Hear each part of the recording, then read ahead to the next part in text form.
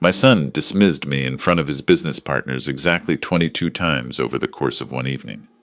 Not once did he raise his voice or put his hands on me. Every single one was a quiet, surgical removal of my dignity, carried out in the middle of his own living room, while I stood there holding a serving tray. I let him finish his dinner party.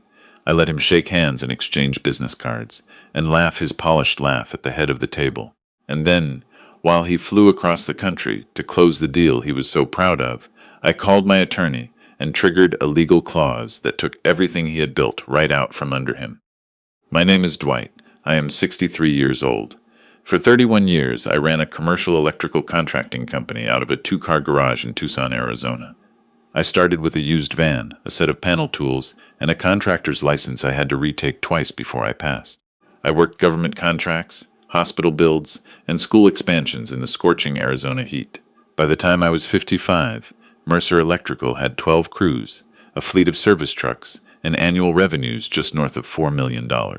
I built that company the way you build anything worth keeping, slowly, honestly, and with your own two hands.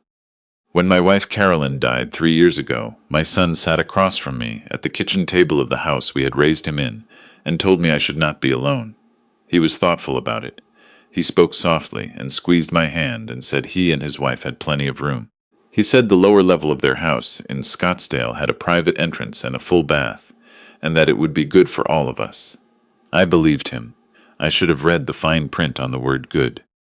Let me tell you what I did with Mercer Electrical when I retired. I did not simply hand it to my son. I structured the transfer through my attorney Harlan as a secured promissory note.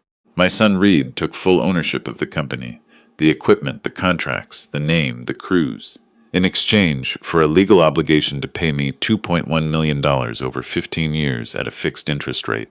Every asset Reed owned, the business and the Scottsdale house, was listed as collateral securing that note. This was not greed. This was my retirement income. Harlan drafted everything properly. Reed signed it in front of 2 witnesses and a notary. He understood exactly what it meant. What I did not fully understand was the version of my son that lived inside his own home. The lower level was a finished space with concrete floors and a small window that faced the side fence. It was not uncomfortable. It was, however, very clearly a utility space that had been converted as an afterthought. The thermostat for the entire house was in the hallway above mine, and my daughter-in-law Sloan kept it at 64 degrees through the Arizona winters because she ran warm. I had asked once, politely, if we could bump it to 68. She smiled and said she would look into a space heater for me. That was 11 months before the dinner party. I am telling you this not because I am complaining about being cold. I am telling you this because it establishes exactly what kind of household I was living in. I handled their maintenance without being asked. I fixed their pool pump in July when the motor seized. I regrouted their master shower when the tile started lifting. I rewired a faulty circuit in their kitchen after Sloan mentioned the under-cabinet lights had been flickering for a month. I did these things because I am a man who solves problems. I never once asked to be thanked. The evening of their dinner party fell on a Thursday in early March. Reed had been chasing a commercial real estate investor named Dunmore for the better part of 6 months. Dunmore was putting together a portfolio of mixed-use developments across the Southwest and needed an electrical contractor to anchor the project. The contract was worth, by Reed's own estimate, close to $800,000. Reed had rented linen tablecloths. Sloan had ordered a 4-course meal from a catering company in Paradise Valley. There were fresh flowers on every surface. I had no intention of attending. I had planned to eat a sandwich in my room and read. Then, at 4:30 that afternoon, Reed knocked on my door and said the caterers were short a person and he needed me to help pass appetizers and clear plates. He did not ask. He did not explain that it was optional. He just said it the way you tell someone to take out the trash. I told him I would be up in 10 minutes. I put on a collared shirt and went upstairs. I spent the next hour before guests arrived arranging glasses and carrying chafing dishes from the catering van to the kitchen counter. Sloan walked past me 3 times without speaking. The 3rd time, she paused and looked at my shirt. "Can you wear something darker?" she said. "That blue is distracting." I went back downstairs and changed into a gray Henley. That was the first cut. The guests arrived at 7. There were 6 of them, including Dunmore, a compact man in his early 60s with a firm handshake and a way of watching the room that told me he had not gotten where he was by being foolish. Reed greeted everyone at the door like a man who had been rehearsing all week. His smile was wide and slightly too fast, the way a smile looks when it is a performance rather than a feeling. I moved through the living room with a tray of stuffed mushrooms. No one made eye contact with me. That is how it is when you are holding a tray. You become part of the furniture. I did not take it personally. I simply moved through the room and listened. The second cut came before the first hour was out. Reed was walking Dunmore through a framed project photograph on the wall. A hospital expansion Mercer had completed 6 years ago under my supervision, with a crew I had personally trained. Reed pointed at the photograph and said, "This was one of our signature projects." I pushed hard on the timeline and we delivered 2 weeks early. I was standing 8 feet away. I set down a napkin and picked up an empty glass. The third cut happened at the dinner table when Sloane introduced me to Dunmore's wife, a gracious woman who told me herself her name was Daphne. Daphne smiled warmly and asked how I was connected to the company. Before I could speak a single word, Sloane placed her hand lightly on Daphne's arm and steered her toward the kitchen to show her something. Cuts 4 and 5 were quick. Reed snapped his fingers at me across the table to bring more water. Then, when I reached past him to refill Dunmore's glass, Reed murmured to the man next to him, low enough that he thought I could not hear, "He's been with the family a long time. Good man. Simple work." I kept pouring. The sixth cut was the one that shifted something permanently in my chest. I was standing near the kitchen pass-through clearing salad plates when Dunmore leaned forward and asked Reed directly about the company's debt structure. It was a reasonable investor question. Reed answered smoothly, rattling off figures about equipment financing and a line of credit. He listed every liability on the company's books with the confidence of a man who had studied them all week. He did not mention the promissory note. He did not mention the $2.1 million he owed me, secured against every asset sitting in that room and under Dunmore's feet. I set the plates down quietly and walked into the kitchen. I stood at the sink for a moment with the water running, staring at the drain. He was presenting a fraudulent balance sheet to a potential investment partner. He was hiding a first-position lien from a man who was making financial decisions based on what he was being told. That is not an accounting oversight. That is the kind of thing that comes with a federal case number attached to it. I dried my hands. I walked back out. I kept my face completely still. The seventh cut came when Reed stood to give what I can only describe as a toast to himself. He raised his glass and talked about the company's growth over the past 3 years, crediting his own vision, his own risk tolerance, his own leadership. He thanked Sloane.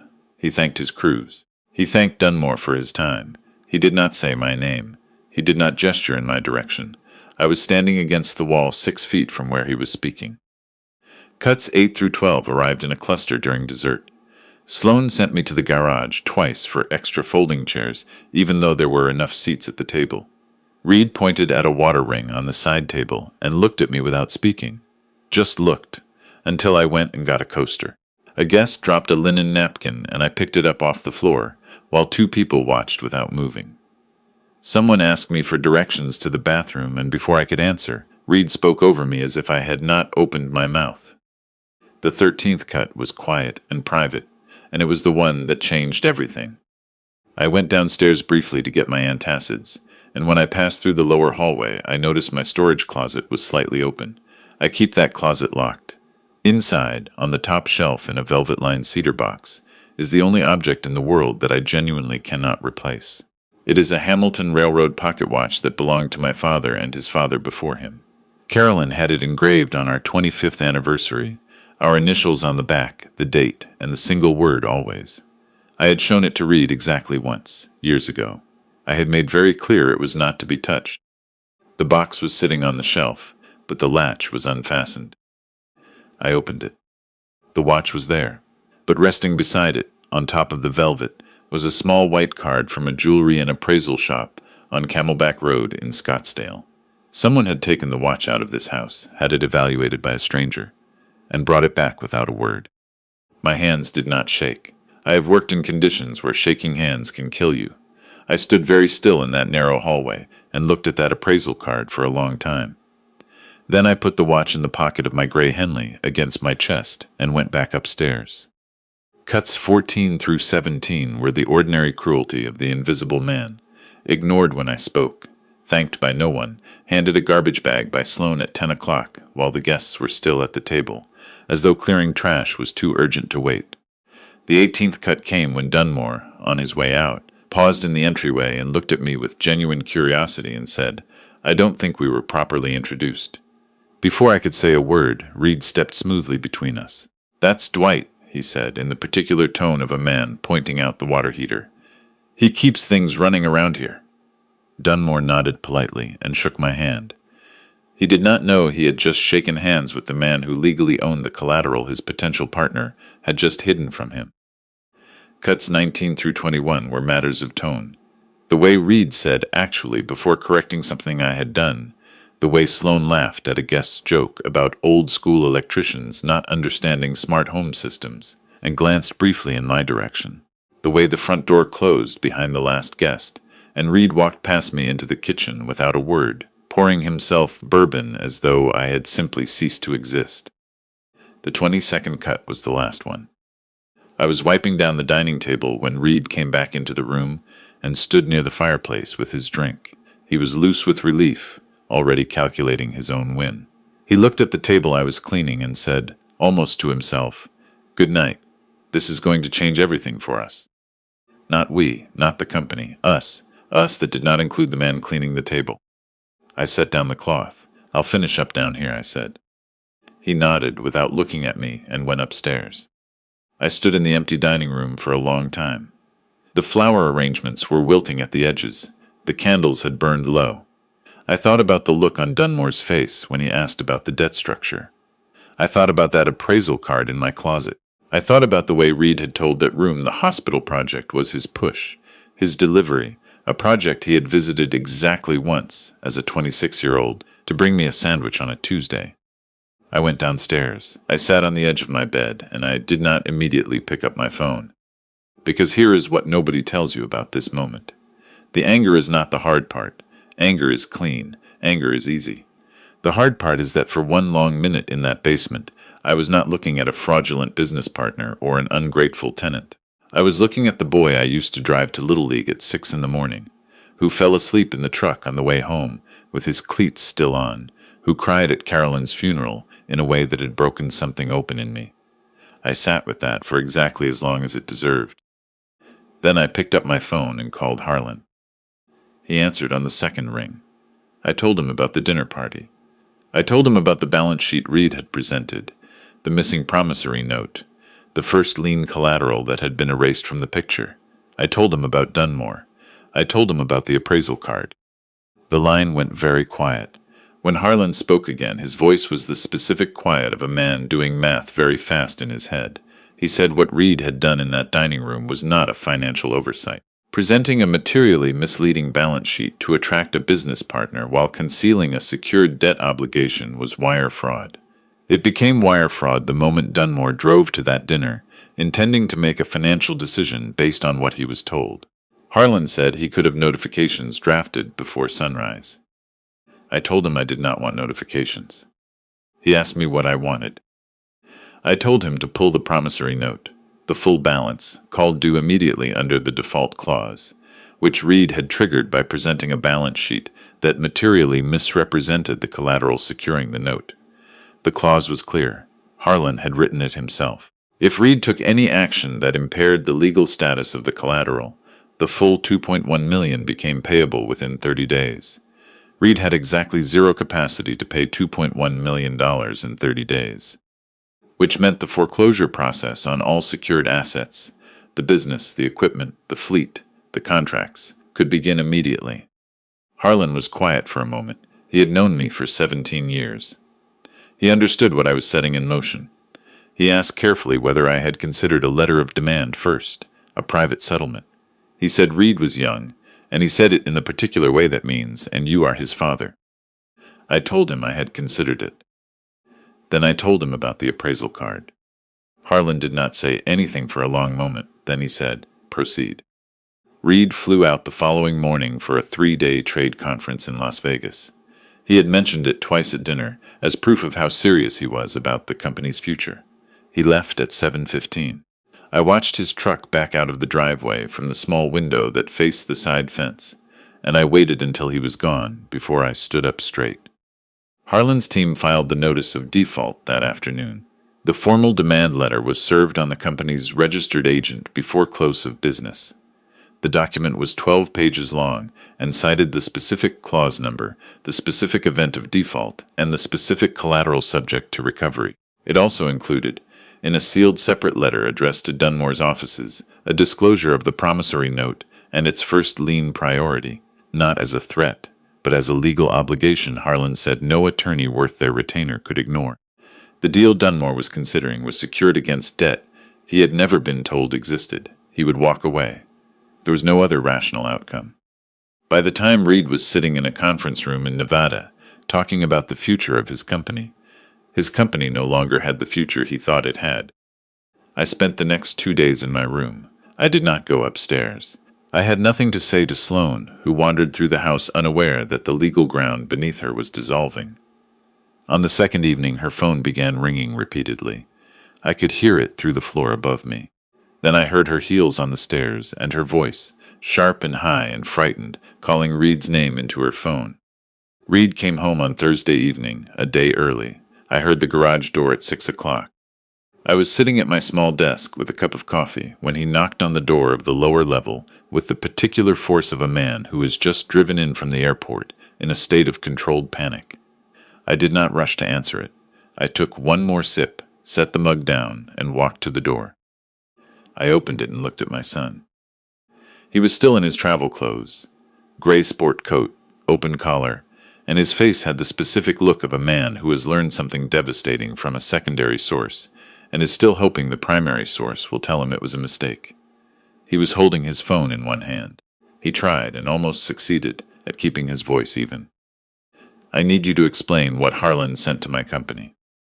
I stepped back and let him in. He walked past me and turned around. Sloane appeared in the doorway behind him. I left the door open. You called in the note, he said. It was not a question. You triggered the default clause on the full balance. I did, I said. His jaw tightened. Over a dinner party. You're doing this over a dinner party. I walked to the desk and picked up a plain white envelope I had prepared the evening before. I held it out toward him. He looked at it the way you look at something you do not want to touch. Open it, I said. He took it. He pulled out the single sheet inside. It was a photocopy of the appraisal card from the jewelry shop on Camelback Road, clipped to a photograph I had taken of the cedar box with the unfastened latch. Beneath those two items was a printed copy of the section of the promissory note that described the collateral and the conditions of default. I had underlined one sentence: any action by the borrower that materially misrepresents the financial status of the collateral to any third party shall constitute an immediate event of default. He read it. His face changed. That watch belonged to your grandfather, I said. I told you once it was not to be touched. I would like to know why it was taken to an appraisal shop on Camelback Road. Sloane, from the doorway, said nothing, but the way she looked at the floor told me everything I needed to know. Reed lowered the paper. He was looking at me differently now, without the dinner party voice, without the executive face. What was left underneath looked younger than I expected, and a great deal more frightened. Dad, he said, this is our house, our company, everything we have. I know, I said, I built it. He started to speak about the conference, about Dunmore, about how close he had been to a contract that would have changed the company's trajectory. His voice cracked slightly on the word trajectory, and he stopped. I let the silence stand. What I built, I said, was a company worth $4 million and a reputation in this industry that took 31 years to accumulate. I let you carry the name. I handed you the crews, the relationships, the bonding capacity, the license history, everything that a man earns by showing up on 100-degree job sites for 3 decades. I asked for a signed note and 15 years to settle it. That was the whole arrangement. I know what the arrangement was.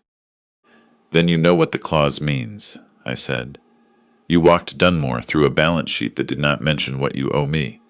You told a potential partner the company was unencumbered. You hid a $2 million first position lien from a man who was preparing to tie his investment to this business. That is not a rounding error. That is wire fraud, and Harlan explained that to your attorney this morning. Reed sat down on the edge of the bed. Not deliberately. His knees just gave a little. Sloane said quietly from the doorway, "What happens now?" "Harlan proceeds," I said. "The foreclosure process moves on the business assets. You have 30 days under the note. I have no intention of pursuing the house. I want what is mine, the business, the name I gave it, the 31 years of work that name represents." Reed looked up at me. His eyes were red at the edges. He was not the arrogant man who had stood at the head of the table 8 feet from his own father and said simple work. He was something younger and more honest than that. Part of me registered it. Part of me set it aside. "You told that room tonight that the hospital build was your push, your delivery," I said quietly. "You told a man considering a partnership with you that I was the help.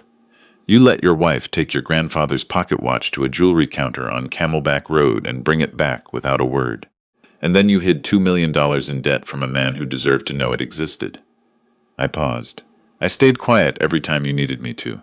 I am not staying quiet about this." Neither of them had anything to say to that.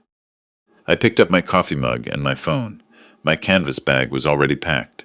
A few shirts, my boots, the cedar box, a framed photograph of Carolyn from the year we got married in a courthouse in New Mexico with $20 between us and a whole life ahead. I slung the bag over my shoulder and walked to the private entrance. "I'll be at the extended stay on Speedway tonight," I said. "Harlan will be in touch." I walked out into the March evening. The desert air was cool and carried the faint smell of creosote after rain. I loaded my bag into the cab of my truck, the same truck I had driven to job sites since Reed was in high school, and I sat for a moment with the engine idling. The pocket watch was in my shirt pocket against my chest. I could feel the weight of it exactly where it belonged. I pulled out of the driveway and drove west toward the last edge of the sunset, the way you drive when you know exactly where you are going and there is absolutely no reason to hurry. 6 weeks later, Harlan completed the asset transfer. Reed retained an attorney and attempted to negotiate a reduced settlement. After 2 rounds of correspondence, he paid 14 months of back interest and surrendered operational control of the company back to me. I contracted a management firm to run the business while I decided what to do next. What I decided to do was sell it, all of it, to a regional firm I had respected for years, at a fair price, with a clean balance sheet that disclosed every dollar of every obligation. The proceeds went into a trust Carolyn and I had built for exactly this kind of eventually. I used a portion of it to buy a small house in Tubac, 45 miles south of Tucson, with a covered porch that looks out over the Santa Cruz River Valley and turns gold every evening around 5 o'clock. I wake up early now. I drink my coffee on the porch, and I listen to the quail moving through the brush along the fence line. The thermostat is set to whatever I want it to be. There is no one who snaps their fingers at me across the dinner table. There is no one who hands me a garbage bag at 10 at night, with guests still sitting in the next room. There is no one who looks at a photograph of 30 years of my life on the wall and tells a stranger it was their idea. Reed called me 3 months after the settlement. He was polite. He said he understood now what I had been protecting. He said he was sorry, and I believe he meant it. I told him to take some time and think about the kind of man he wanted to be, and that I hoped one day we could sit on this porch together and drink coffee and mean it. I left the door open. That is more than he deserved and exactly as much as a father can give.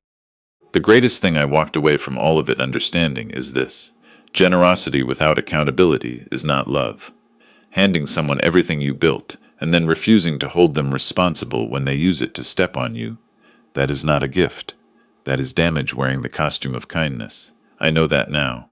I sit on a porch in the southern Arizona desert in the early morning, watching the light come up gold over the valley, and I know it. And that is enough.